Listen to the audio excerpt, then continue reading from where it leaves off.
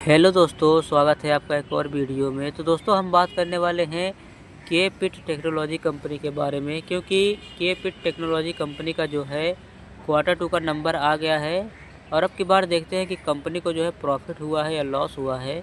तो इन सब चीज़ों के बारे में जो है डिटेल से बात करेंगे। तो चलिए वीडियो शुरू करते हैं। तो सबसे पहले बात कर लेते हैं हम कंपनी के रेवेन्यू की।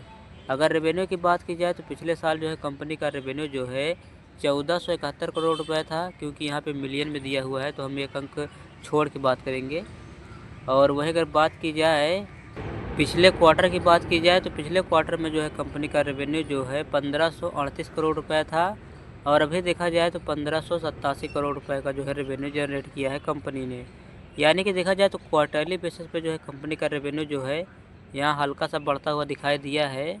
और वहीं सालाना आधार पर देखा जाए तो सालाना आधार पर जो है पिछले साल जो है 1471 करोड़ था, जो कि अभी बढ़कर देखा जाए तो 1587 करोड़ रुपए पर जो है कंपनी का रेवेन्यू जो है बढ़ा है। यानी कि देखा जाए तो क्वार्टरली और सालाना दोनों बेसिस पे जो है कंपनी का रेवेन्यू जो है यहाँ पे बढ़ता हुआ दिखाई दिया है। और वहीं अब बात कर लेते हैं टोटल एक्सपेंसेस, यानी कि खर्चों की बात की जाए तो कंपनी का खर्चा जो है पिछले साल की अगर बात की जाए तो पिछले साल जो है कंपनी का खर्चा 1235 करोड़ रुपया था और वहीं पिछले क्वार्टर की बात की जाए तो 1313 करोड़ रुपया था और अभी देखा जाए तो 1358 करोड़ रुपये जो है कंपनी का खर्चा है। यानी कि देखा जाए तो पिछले क्वार्टर की बात की जाए तो पिछले क्वार्टर के हिसाब से जो है कंपनी का खर्चा जो है हल्का सा बढ़ा है। और वहीं अगर सालाना आधार पर देखा जाए तो कंपनी का खर्चा जो है यहाँ पे बढ़ता हुआ दिखाई दिया है, क्योंकि देखा जाए तो पिछले साल जो है 1235 करोड़ रुपए था और अभी बढ़कर देखा जाए तो 1358 करोड़ रुपए पर जो है कंपनी का खर्चा पहुंच गया है। तो देखा जाए तो कंपनी का खर्चा जो है बढ़ा है और क्वार्टरली बेसिस पे देखा जाए तो मामूली बढ़त देखने को मिली है। बाकी सालाना आधार पर जो है अच्छा खासा यहाँ पे बढ़ता हुआ दिखाई दिया है। और वहीं अब बात कर लेते हैं कंपनी के टोटल यानी कि नेट प्रॉफिट की बात कर लेते हैं। अगर नेट प्रॉफिट की बात की जाए तो कंपनी का नेट प्रॉफिट पिछले साल की अगर बात की जाए तो पिछले साल जो है कंपनी का नेट प्रॉफिट जो है वो था 203 करोड़ रुपया।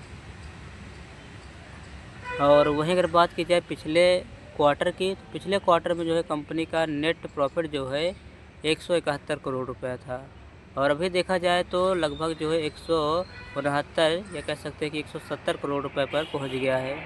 यानी कि देखा जाए तो कंपनी का नेट प्रॉफिट जो है अगर क्वार्टरली बेसिस पे हम देखते हैं तो क्वार्टरली बेसिस पे जो है कंपनी का नेट प्रॉफिट जो है घटता हुआ दिखाई दिया है।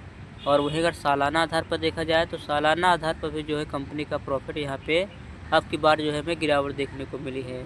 यानी कि जहाँ देखा जाए तो पिछले साल जो है कंपनी का नेट प्रॉफिट 203 करोड़ रुपए था, वहीं अब घटकर जो है लगभग 169 करोड़ रुपए पर आ गया है।